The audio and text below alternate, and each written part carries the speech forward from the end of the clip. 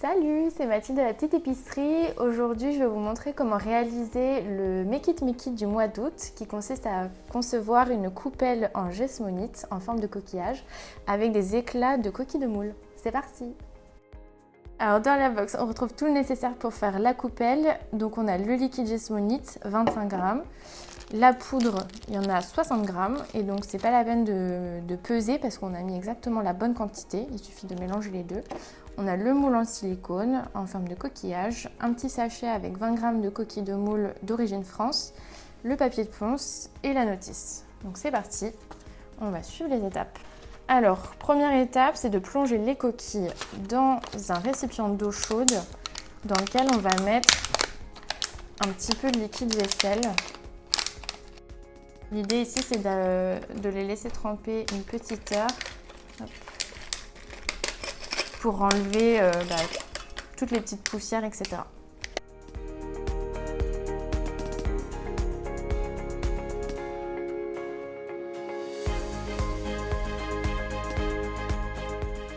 Là, on a laissé tremper une bonne heure nos coquilles de moule dans l'eau. Donc on voit que l'eau elle est un petit peu plus trouble et toutes les saletés sont remontées.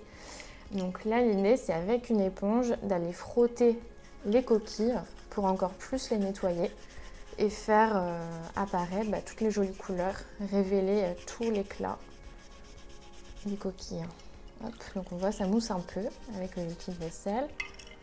Hop, pas hésiter aussi à aller à l'intérieur pour enlever un peu tout le sable. Hop.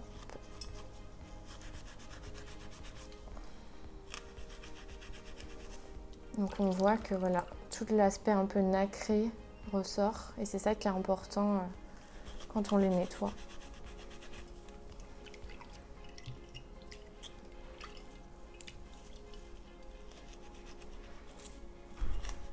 Donc là, ça part facilement parce que tout a bien ramolli dans l'eau chaude. Hop, on voit bien les couleurs se révéler.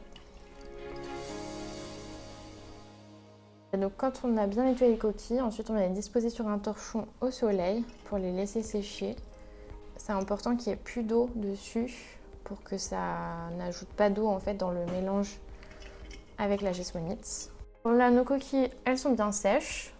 Donc je les remets dans le sachet parce que on va les écraser.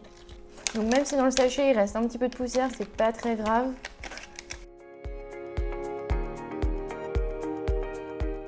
On protège la table avec plusieurs épaisseurs. Donc là, j'ai choisi de récupérer une petite nappe qui est assez épaisse. Je positionne ça au milieu et je me munis d'un gros marteau. Et c'est parti, le but c'est d'en faire des tout petits éclats.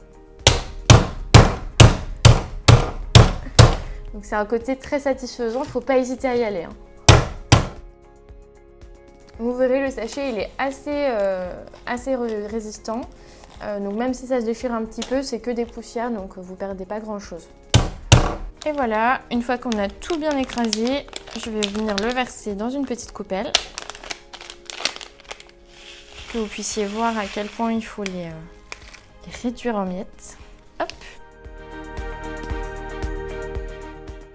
Et donc maintenant, on peut passer à l'étape de la gessmonite. Donc rien de plus simple, on ouvre le petit sachet de poudre, on le renverse donc dans un récipient. Le liquide, donc pour aller plus vite, vous n'hésitez pas, on peut dévisser le flacon.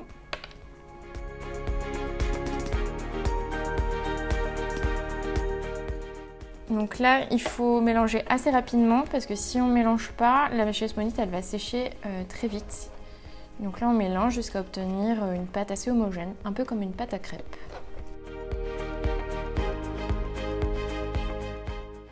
Donc on vérifie qu'il n'y ait plus de grumeaux.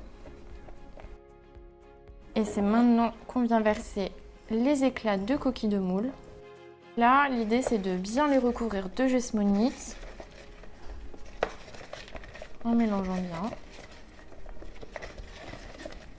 Donc une fois que tout est bien recouvert de gessmonite, je vais pouvoir reverser dans le moule en silicone. Donc ça, vous pouvez le faire avec une maryse comme j'ai ici, mais aussi avec une cuillère à soupe, ça marche aussi très bien. Alors moi, je mets pas tout d'un coup pour justement aller basculer un peu mon moule pour que ça aille bien sur les côtés.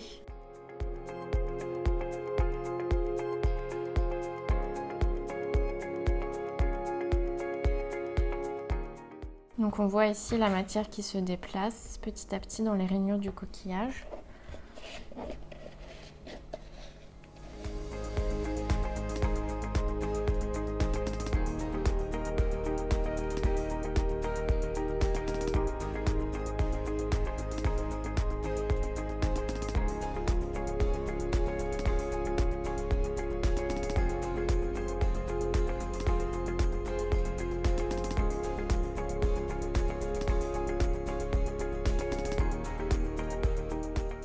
On appuie sur toutes les extrémités et on voit que les petites bulles elles remontent ici à la surface. Donc ça c'est pour éviter d'avoir des petits trous.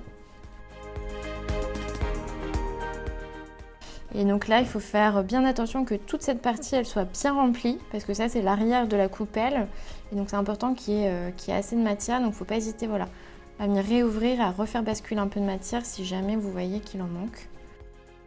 On chasse toutes les petites bulles. On fait ça pendant quelques secondes et puis la jasmonite va agir et ça va se solidifier. Donc là la jasmonite elle a bien prise, on voit bien que c'est bien dur dans tout le moule donc on va pouvoir démouler.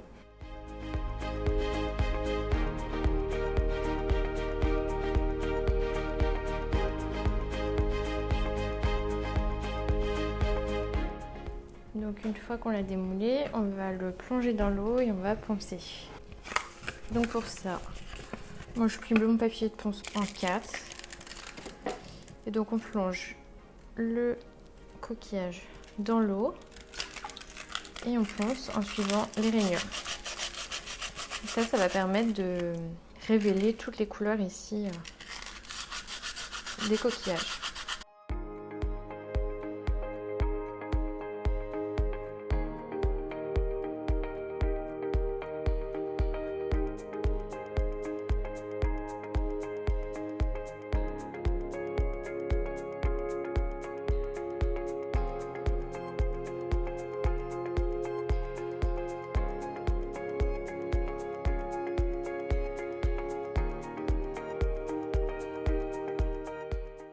Là, on a une version avant ponçage et après ponçage et donc on voit bien la différence.